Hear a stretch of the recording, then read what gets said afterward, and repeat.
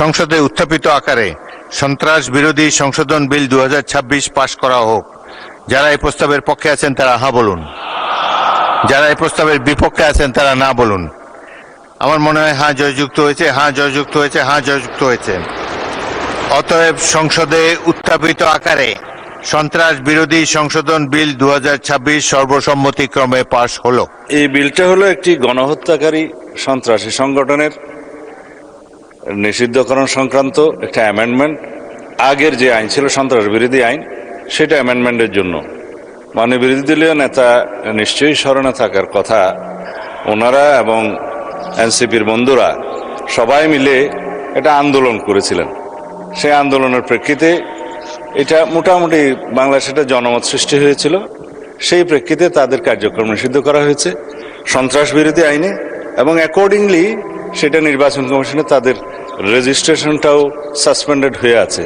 এবং এখানে এই আইনের অনুবলে পরবর্তীতে আর্টিকেল 47 অনুসারে সংবিধানের আইসিটি অ্যাক্টেও পরিবর্তন এনে সংগঠনের বিচারের জন্য সেই আইনটাও সংশোধন করা হয়েছে।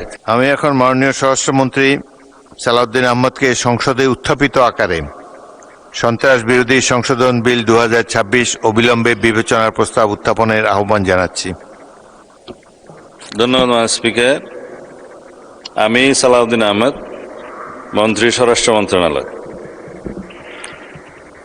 প্রস্তাব করছি যে সন্ত্রাস বিরোধী আইন 2009-এর অধিকতর সংশোধন কল্পে আনিত বিলটি সন্ত্রাস বিরোধী সংশোধন বিল 2026 মহান সংসদ উত্থাপিত আকারে অবিলম্বে বিবেচনার জন্য গ্রহণ করা হোক।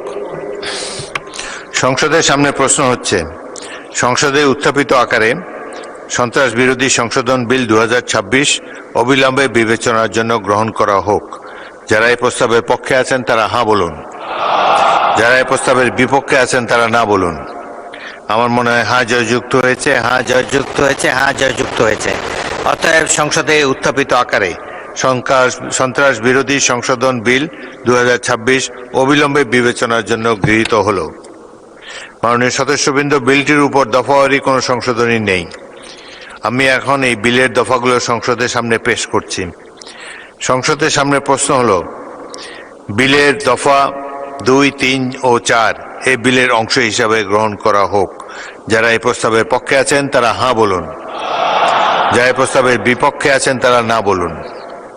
আমার মনে হয় হ্যাঁ জয়যুক্ত হয়েছে, হ্যাঁ জয়যুক্ত হয়েছে, হ্যাঁ জয়যুক্ত হয়েছে। অতএব বিলের দফা 2, 3 ও 4 এই বিলের অংশ হিসাবে গৃহীত হলো। সংসদের সামনে প্রশ্ন হচ্ছে, বিলের 1 দফা বলবৎকরণ দফা প্রস্তাবনা প্রবর্তন এবং শিরোনামা এই বিলের অংশ হিসাবে গ্রহণ করা হোক। যারা এই প্রস্তাবের পক্ষে আছেন তারা হ্যাঁ বলুন, যারা এই প্রস্তাবের বিপক্ষে আছেন তারা না বলুন। আমার মনে হয় হ্যাঁ জয়যুক্ত হয়েছে, হ্যাঁ জয়যুক্ত হয়েছে, হ্যাঁ জয়যুক্ত হয়েছে। অতএব বিলের 1 দফা বলবৎকরণ দফা প্রস্তাবনা প্রবর্তন এবং শিরোনামা এই বিলের অংশ হিসাবে গৃহীত হল। মাননীয় স্বরাষ্ট্রমন্ত্রী, আপনি বিলটি পাশ করার প্রস্তাব উত্থাপন করতে পারেন।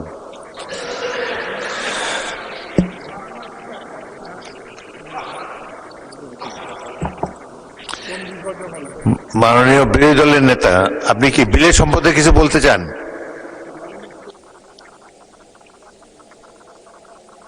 বিরোধী দল নেতাকে মাইক দেন। এই সংক্রান্ত একটা তুলনামূলক শীট আমরা এই 3-4 মিনিট আগে হাতে পেয়েছি, তো এটা পুরো পড়তে পারি নাই। যেহেতু আইনটা অবশ্যই একটা সেন্সিটিভ আইন, আমরা কি অনুরোধ করতে পারি যে এটা পাশের জন্য একটু সময় হাতে রেখে আমাদেরকে একটু সুযোগ দেওয়া হোক। মাননীয়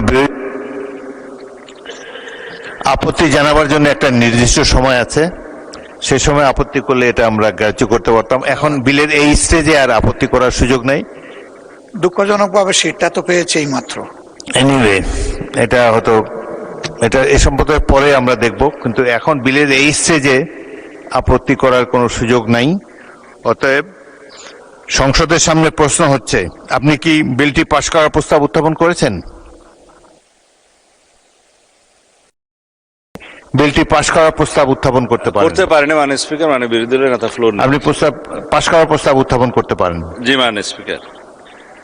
মানে স্পিকার, এই বিলটা হলো একটি গণহত্যাকারী সন্ত্রাসী সংগঠনের নিষিদ্ধকরণ সংক্রান্ত একটা অ্যামেন্ডমেন্ট আগের যে আইন ছিল সন্ত্রাস বিরোধী আইন সেটা অ্যামেন্ডমেন্টের জন্য মানে বিরোধী দলীয় নেতা নিশ্চয়ই স্মরণে থাকার কথা ওনারা এবং এনসিপির বন্ধুরা সবাই মিলে একটা আন্দোলন করেছিলেন। সেই আন্দোলনের প্রেক্ষিতে এটা মোটামুটি বাংলাদেশে একটা জনমত সৃষ্টি হয়েছিল। সেই প্রেক্ষিতে তাদের কার্যক্রম নিষিদ্ধ করা হয়েছে সন্ত্রাস বিরোধী আইনে এবং অ্যাকর্ডিংলি সেটা নির্বাচন কমিশনে তাদের রেজিস্ট্রেশনটাও সাসপেন্ডেড হয়ে আছে এবং এখানে এই আইনের অনুবলে পরবর্তীতে আর্টিকেল 47 অনুসারে সংবিধানের আইসিটি অ্যাক্টেও পরিবর্তন এনে সংগঠনের বিচারের জন্য সেই আইনটাও সংশোধন করা হয়েছে। এখন আপনারা যদি এর উপরে আলোচনা করতে চান, আমার মনে হয় সংশোধনের সেকেন্ড রিডিং এর স্টেজে যদি আপনারা সংশোধনী দিতেন, আলোচনা থাকতো এবং ফার্স্ট রিডিং এ উত্থাপনের পরে যদি আপনারা আপত্তি তুলতেন তাহলে আলোচনা থাকতো। স্টেজে আমি উত্থাপন এই ব্যাপারে তো আমি আমার রুলিং দিয়েছি, আপনি আপনার পাশ করার প্রস্তাব। ধন্যবাদ মাননীয় স্পিকার আমাকে কথা বলার সুযোগ দেওয়ার জন্য। আমি জাতিকে পরিষ্কার করার জন্য এই কথাগুলো বলব। জাতি পরিষ্কার আছে। ধন্যবাদ মাননীয় স্পিকার, মাননীয় বিরোধী দলের নেতা মেনে নিয়েছেন। আমি সালাউদ্দিন আহমেদ, মন্ত্রী স্বরাষ্ট্র মন্ত্রণালয়, প্রস্তাব করছি যে সন্ত্রাস বিরোধী আইন 2009-এর অধিকতর সংশোধন কল্পে আনিত বিলটি সন্ত্রাস বিরোধী সংশোধন বিল 2026 মহান জাতীয় সংসদে উত্থাপিত আকারে পাশ করা হোক। সংসদের সামনে প্রশ্ন হচ্ছে, সংসদে উত্থাপিত আকারে সন্ত্রাস বিরোধী সংশোধন বিল 2026 পাশ করা হোক। যারা এই প্রস্তাবের পক্ষে আছেন তারা হ্যাঁ বলুন, যারা এই প্রস্তাবের বিপক্ষে আছেন তারা না বলুন। আমার মনে হয় হ্যাঁ জয়যুক্ত হয়েছে, হ্যাঁ জয়যুক্ত হয়েছে, হ্যাঁ জয়যুক্ত হয়েছে। অতএব সংসদে উত্থাপিত আকারে সন্ত্রাস বিরোধী সংশোধন বিল 2026 সর্বসম্মতিক্রমে পাশ হলো। খবরটা পুরাতন, ধারণা করা হচ্ছিল এই ঘটনাটা ঘটবে, এই খবরটা তৈরি হবে। এবার শুধু বাস্তবায়ন হলো, সংসদে বাস্তবায়ন হলো, সংসদে পাশ হলো অধ্যাদেশটি। অধ্যাদেশটা কি? যে অধ্যাদেশের বলে প্রফেসর ইউনূস সরকার মেটিকুলাস ডিজাইনে আওয়ামী লীগের ওপরে কার্যক্রম নিষেধাজ্ঞা দিয়েছিল, তার আগে ছাত্রলীগ নিষিদ্ধ করেছিল, আওয়ামী লীগের সমস্ত অঙ্গ সংগঠনের কার্যক্রম নিষিদ্ধ করা আছে, সেই অধ্যাদেশটা সংসদে পাশ হয়ে গেল। সংসদে পাশ হয়ে গেল মানে 12 এপ্রিলের পরে অটোমেটিকলি আওয়ামী লীগের যে নিষেধাজ্ঞা ওই আইন বলে করা হয়েছিল সেটা বাতিল হয়ে যাওয়ার আর কোনো সম্ভাবনা নেই। আওয়ামী লীগের ওপরে নিষেধাজ্ঞা থাকছে।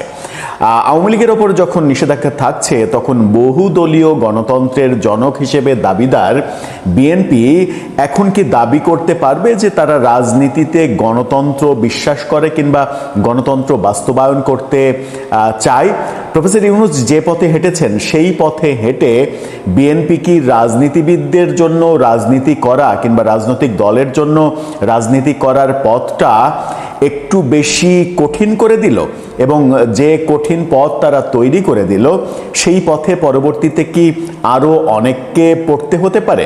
আমাদের কপালে কি এরকমটাই ব্যাপার স্যাপার দেখার নজির তৈরি হবে বারবার, যে যখন যে পাওয়ারফুল হবে তখন সে তার বিরোধী মতকে দমন করার জন্য নানা ধরনের কালা কানুন তৈরি করবে, যেমনটা প্রফেসর ইউনূস করেছিলেন? হ্যাঁ, সেই আইনের কিছু সংশোধন করে তারা সংসদে পাশ করলো, কিন্তু সেটা কতটা ভালো হলো রাজনীতির জন্য এবং বাংলাদেশের গণতন্ত্রের জন্য? কি হলো সংসদে আজ?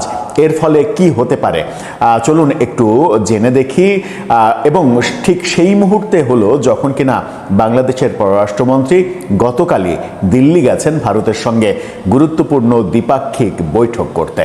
সেই আলোচনাই করবো এই ভিডিওতে। চলে যাচ্ছি মূল আলোচনায়। বলছিলাম আওয়ামী লীগের ওপরে যে নিষেধাজ্ঞা রয়েছে, কার্যক্রম নিষেধাজ্ঞা, সেই নিষেধাজ্ঞাটা আর অটোমেটিকলি 12 তারিখের পরে উঠে যাচ্ছে না। যে সম্ভাবনার কথা সংসদ বসার আগে আমরা একাধিকবার আলোচনা করেছি যে বিএনপি বোধহয় প্রফেসর ইউনূসের দেখানো পথে হাঁটবে না, কিন্তু কদিন আগেই আমরা জানতে পেরেছিলাম যে সন্ত্রাস বিরোধী যে অধ্যাদেশ 2025 সালে জারি করা হয়েছে, রাষ্ট্রপতিকে দিয়ে এক ধরনের জোর করিয়ে 133টা অধ্যাদেশ প্রফেসর ইউনূস যেগুলো জারি করিয়েছেন, তার অধিকাংশ অধ্যাদেশই সংসদে পাশ হবে। এবার আজকে সেটা পাশ হয়ে গেল। গণমাধ্যমের খবরে যেটা উঠে এসেছে, আওয়ামী লীগের কার্যক্রম নিষিদ্ধ করে সন্ত্রাস বিরোধী আইন সংশোধন বিল 2026 জাতীয় সংসদে পাশ হয়েছে। অন্তর্বর্তী সরকারের আমলে এই সংক্রান্ত অধ্যাদেশ জারি করা হয়েছিল, যা বিল আকারে সংসদে পাশ হলো। অধ্যাদেশটা বিল আকারে উপস্থাপন করে সেটা পাশ করা হয়েছে। স্বরাষ্ট্রমন্ত্রী সালাউদ্দিন আহমেদ বিলটি পাশের জন্য প্রস্তাব উত্থাপন করেন। এর আগে সকালে সংসদ শুরু হয় সকাল 11টায় যথারীতি। 2025 সালের 12 মে স্বরাষ্ট্র মন্ত্রণালয় প্রজ্ঞাপন জারি করে আওয়ামী লীগ এবং এর অঙ্গ ও সহযোগী ভাতৃপ্রতিম সব সংগঠনের কার্যক্রম নিষিদ্ধ ঘোষণা করেছিল। অন্তর্বর্তী সরকারের সময়ে ক্ষমতাচ্যুত আওয়ামী লীগের কার্যক্রম নিষিদ্ধ করে যে অধ্যাদেশ জারি করা হয়েছিল, সেটি সংশোধিত আকারে সংসদে পাশের জন্য সুপারিশ করে বর্তমান ত্রয়োদশ জাতীয় সংসদ কর্তৃক গঠিত বিশেষ কমিটি এটা সুপারিশ করে এবং সুপারিশ করার পরে সংসদে উত্থাপিত হলো। এটা দেখছে বিশ্লেষকদের কি মত। বিশ্লেষকরা বলছেন, কমিটির সুপারিশ অনুযায়ী অধ্যাদেশটি সংসদে আইন আকারে পাশ হলে এরপর আওয়ামী লীগের যে কোনো কার্যক্রম শুধু নিষিদ্ধই থাকবে না, তাদের দলটির নেতা কর্মীদের বিচারের মুখোমুখি হতে হবে। তার মানে এই অধ্যাদেশে প্রফেসর ইউনূস বিচারের ব্যাপারটা সংযোজন না করলেও বিএনপি সরকার আরও একটু এগ্রেসিভ হয়ে এই অধ্যাদেশের সঙ্গে বিচারের প্রক্রিয়াটা যোগ করেছে। অর্থাৎ অধ্যাদেশ যে একটু সংশোধন করা হয়েছে, সেই সংশোধনের জায়গাটা হচ্ছে এখন আওয়ামী লীগের নেতাকর্মীদের এই অধ্যাদেশের পরিপ্রেক্ষিতে বিচারও করা যাবে। তার মানে আন্তর্জাতিক অপরাধ ট্রাইব্যুনালে আওয়ামী লীগকে দল হিসেবে আওয়ামী লীগের নেতাকর্মীদের বিভিন্ন অপরাধের জন্য বিচারের মুখোমুখি হতে হবে। এর আগে আমরা দেখেছি যে কার্যক্রম নিষিদ্ধ করার পরে আওয়ামী লীগকে মানে এমনকি এই বিএনপি সরকার আসার পরেও যেটা খুবই সমালোচিত হয়েছে, যেটা বিএনপি সরকারের করা উচিত হয়নি বলে অনেকে মনে করেছেন। অনেকে বলেছেন যে প্রফেসর ইউনূসের সেট করা মেটিকুলাস ডিজাইনের ওই পুলিশ প্রশাসন অতি উৎসাহী হয়ে 7ই মার্চ বঙ্গবন্ধুর ভাষণ প্রচার করার জন্য অনেককে যাদেরকে গ্রেপ্তার করেছে, সেই গ্রেপ্তারের নজিরটা খুব একটা ভালো উদাহরণ হয়নি।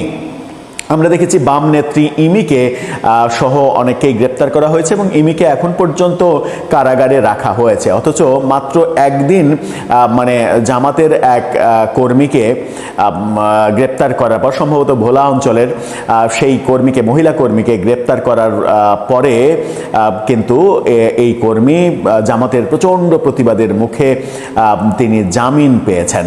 অপরাধ কি ছিল? বর্তমান প্রধানমন্ত্রীকে নিয়ে সামাজিক যোগাযোগ মাধ্যমে অসম্ভব কটু কথা বলা, বাজে ব্যাপার উপস্থাপন করা। তার মানে রাজনীতিতে অনেকেই এখনো বলেন যে রাজনীতিতে এখনো এই যে ইমির গ্রেপ্তার এবং পরবর্তীতে জামাত কর্মীর এই দ্রুত মুক্তি পাওয়া একদিনের মধ্যে, এই ব্যাপারগুলো উদাহরণ টেনে অনেকে বলেন যে এখনো রাজনীতিতে জামাতের প্রভাব যথেষ্ট রয়েছে, সরকারেও জামাতের প্রভাব রয়েছে। আসলেই কি সত্যি? এবং সংসদে এই যে অধ্যাদেশটা পাশ করা হলো, এটা কি বিরোধী দলকে খুশি করার জন্য? বিরোধী দল অন্যান্য গুরুত্বপূর্ণ ইস্যু যেমন গণভোট, সাংবিধানিক পরিষদ গঠন, এই ব্যাপারগুলো নিয়ে যেন অনেক বেশি উত্তেজনা তৈরি করতে না পারে, এই কারণে তাদের মন জয় করার জন্যই কি এটা করা হলো? অনেকে যেটা বলছেন সেটা হচ্ছে যে সামাজিক যোগাযোগ মাধ্যমে লেখালেখি হচ্ছে এই অধ্যাদেশ যেটা আইনে পরিণত হলো এখন, সেটা কার্যকর করার মধ্য দিয়ে বাংলাদেশের রাজনীতিবিদদের জন্য এবং রাজনৈতিক দলগুলোর জন্য কার্যক্রম অনেক বেশি কঠিন হয়ে গেল। এই নজির ভবিষ্যতেও স্থাপিত হবে, পূর্বেও যেমন হয়েছে ভবিষ্যতেও হবে। এর আগে আওয়ামী লীগের সময় আমরা দেখেছি যে নির্বাহী আদেশে জামাতকে, শিবিরকে নিষিদ্ধ করার ব্যাপার আমরা দেখেছি, তাদের নিবন্ধন বাতিল করার ব্যাপার আমরা দেখেছি। এই ব্যাপারগুলো করে আওয়ামী লীগ যে খুব একটা লাভবান হয়নি, জামাত যে আরো বহুগুণ মানে শক্তিশালী হয়ে তারা ফিরে এসেছে, সেটা এখন তারা প্রধান বিরোধী দল হয়েই প্রমাণ করে দিয়েছে।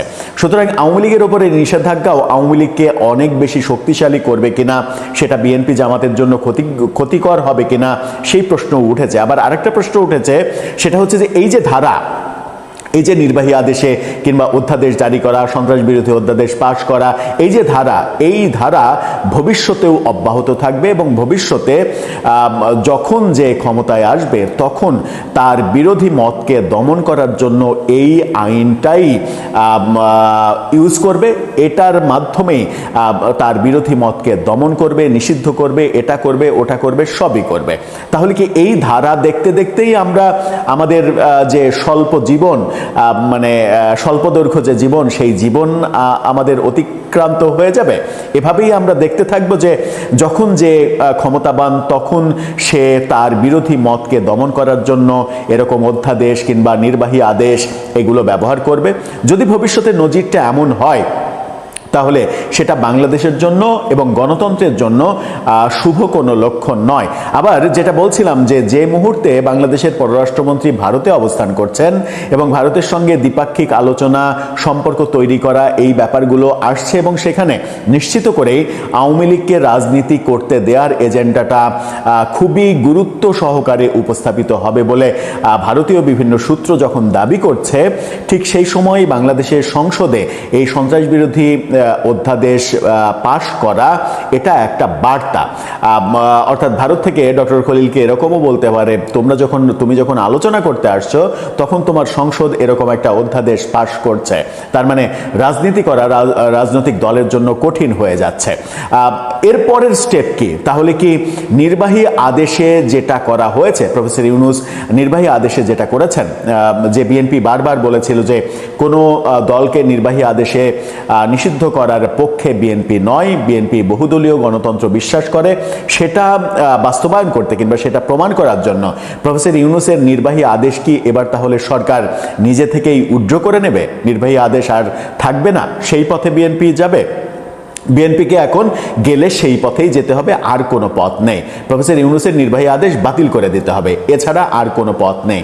একটা পথই ছিল যে এই যে অধ্যাদেশ যেটা সংসদে পাশ হলো, সেই অধ্যাদেশ সংসদে পাশ না করা, তাহলে অটোমেটিকলি 12 তারিখের পর, এই মাসেরই 12 তারিখের পরে নির্বাহী আদেশে ওই অধ্যাদেশের ভিত্তিতে যে নির্বাহী আদেশ, সেই নির্বাহী আদেশ বাতিল হয়ে যেত, আওয়ামী লীগ আবার রাজনীতিতে ফিরতে পারত।